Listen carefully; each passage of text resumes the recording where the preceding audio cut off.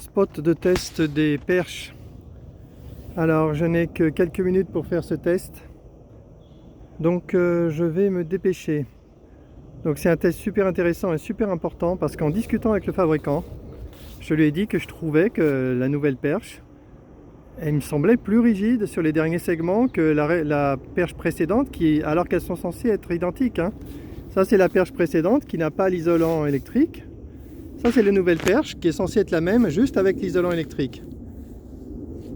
Alors comment ça se fait que... Alors je me suis dit peut-être que les segments, peut-être que les clips étaient mieux serrés, mieux réglés, mieux montés, mieux serrés. C'était la seule explication que j'avais. Donc je lui ai posé la question, il m'a dit qu'en réalité il y a une autre différence. C'est que la nouvelle perche, il me l'a pas dit, mais il a mis du carbone de meilleure qualité. Ça c'est du 24K habituel et ça c'est du 24T. Et le 24T, bah, c'est mieux, c'est plus résistant, c'est plus solide, c'est plus... voilà, donc c'est super, donc c'est génial. C'est absolument génial. Du coup, je suis venu le tester pour avoir une confirmation parce que ça nous aiderait vachement. Si on arrivait à avoir une rigidité suffisante sur les 3 derniers segments, bah, ça veut dire qu'on a terminé, hein. On a la perche idéale pour les frelons. Après, pour le nettoyage, c'est une autre affaire. Mais je regarde les perches... utilisation par utilisation sans mélanger. Pour le nettoyage, c'est plutôt une perche de 14-15 mètres, alors que pour les frelons, c'est une perche qui commence à 18 mètres. Elle commence à 18 mètres et elle termine à 25-30 mètres avec les extensions non télescopiques. Allez, je me dépêche de les monter, je les mets là-haut comme hier, et je les secoue un peu pour voir s'il y en a une qui se tient mieux. C'est parti.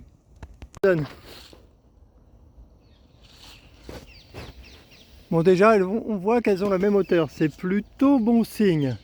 Elles ont exactement la même longueur, ça fait plaisir. On les voit là-haut toutes les deux. C'est bon, la longueur est correcte. À 10 cm près, ok, c'est bon. On les voit descendre. Là, c'est bien, si j'avais André, ce serait plus facile pour aller la secouer et voir la différence de rigidité. Donc je vais essayer de m'approcher et de les secouer maintenant.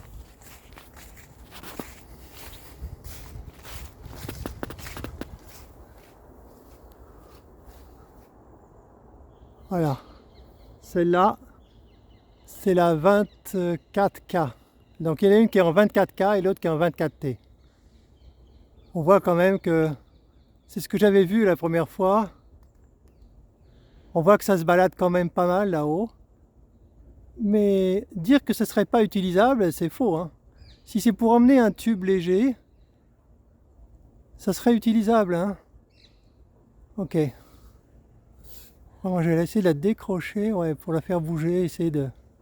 Ouais, ça bouge quand même pas mal. C'est ce qui m'avait pas plu au début. Et certains tubonautes aussi ont fait remarquer que c'était pas très convaincant. Est-ce que celle-là est mieux?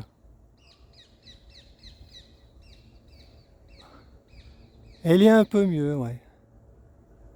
Est-ce qu'elle est parfaite? Je sais pas. Allez, je vais recommencer. Je vais faire des mouvements plus amples. Ça bouge. On voit que ça reste quand même rectiligne.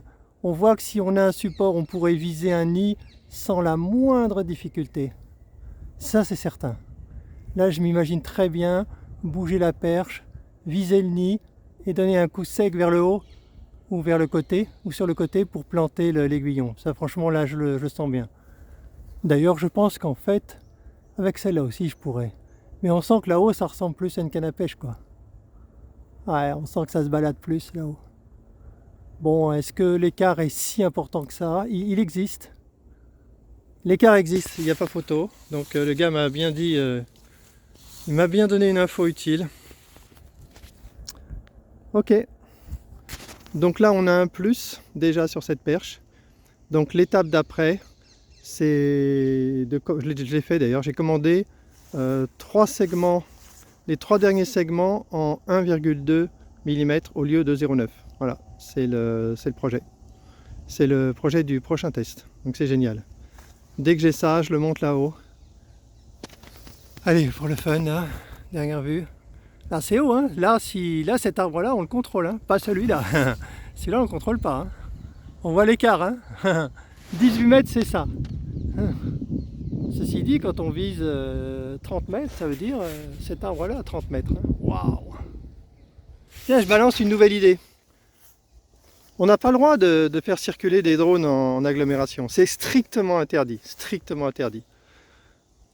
Donc je me demandais si on ne pourrait pas avoir l'autorisation de faire voler un drone qui serait captif, comme il y a des ballons captifs. Donc on irait à 15 mètres. On mettrait une plateforme sur la perche, on mettrait le trépied, on a acheté un trépied qu'on va recevoir dans quelques jours ou 2-3 semaines. Donc on mettrait un trépied, on mettrait la perche, on mettrait une plateforme sur la perche et on poserait le drone sur la plateforme qui est tout en haut.